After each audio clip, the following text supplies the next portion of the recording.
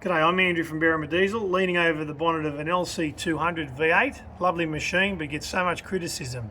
But, of course, like everything, if things are done wrong, well, no wonder.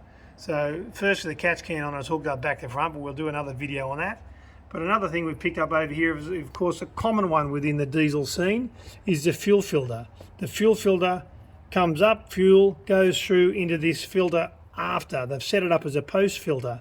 So the warning indicator for restriction and the water indicator has no way of seeing what's going on in that filter. So please, guys and girls, when you're hooking up an extra filter, do it like the diesel industry does. Not guys make their own mind up what they think is better or worse. The diesel industry, earth moving, all that stuff for a long time.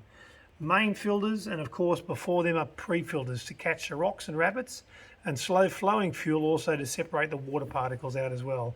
But once it's gone through a fine main filter, you're expecting a secondary one to pick it up. There's no guarantees of anything.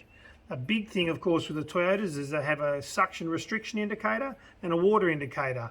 These work for the fuel filter, but anything after that, it's irrelevant. It doesn't show you what's going on. So again, if it was set up as a pre-filter like it should be, the fuel would come in through there, and any restrictions or whatever that might get through to your main filter, but particularly the restriction sensor, will come up on the dash just like your factory one. So it'll be looking after both filters.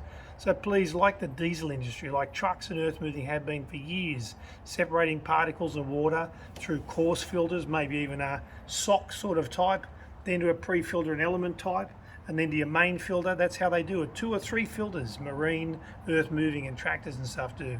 But don't put someone after hoping it's going to stop anything when you won't even know what's going on in there. I'm Andrew from Berrima Diesel. Remember, diesel pre-filters.